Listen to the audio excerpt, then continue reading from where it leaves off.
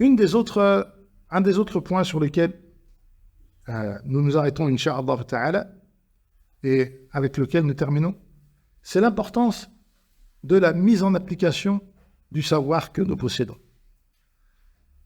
Le savoir n'a de connaissance que s'il est appliqué et pratiqué. Et c'est pour cela que dans le hadith qu'on a vu tout à l'heure, le prophète sallallahu alayhi wa sallam dit « Inna Allah yarfa'u bi hadha al-kitab aqwaman wa yada'u bihi akharin » Allah Ta'ala élève par ce livre certaines personnes et en rabaisse d'autres. Il rabaisse ceux pour lesquels ce savoir n'a pas été utile, qui n'ont pas mis en application ce savoir.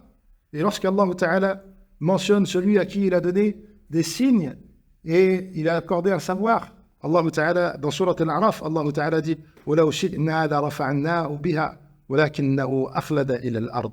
Si nous avons voulu, nous l'aurions élevé par cela, mais il a penché vers ce bas monde. Et donc celui qui n'a pas cette volonté de se rapprocher d'Allah Ta'ala par son savoir, eh bien ce savoir se retournera contre lui et sera une cause de châtiment. Et on voit donc dans cela l'importance de mettre en application notre connaissance.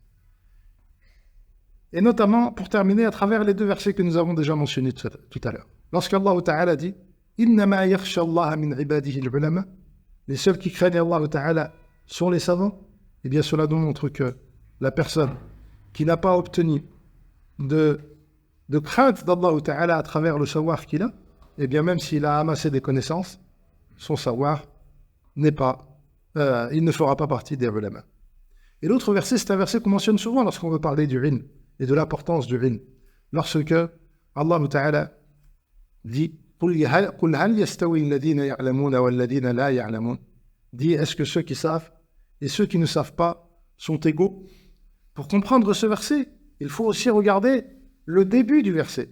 Amman huwa qanitun ala al-layli sajidan wa qa'ima yahdharu al-akhirata wa yarju rahmata rabbih.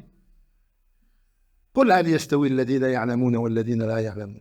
Est-ce que celui qui est soumis à Allah Ta'ala et qui passe ses nuits en train d'évoquer Allah Ta'ala et en prosternation, dit, est-ce que ceux qui savent sont égaux à ceux qui ne savent pas? Et donc ceux qui savent et qui ne sont pas égaux aux autres, ce sont ceux qui sont décrits dans le début du verset et qui passent ses nuits en prière. Et donc il est extrêmement important que nous comprenions que ce savoir que nous recherchons ne doit pas être une connaissance stérile, mais qu'elle doit être la cause d'une crainte d'Allah Ta'ala, de connaître Allah Ta'ala, d'aimer Allah Ta'ala et d'adorer Allah Ta'ala et de mettre en application ce savoir.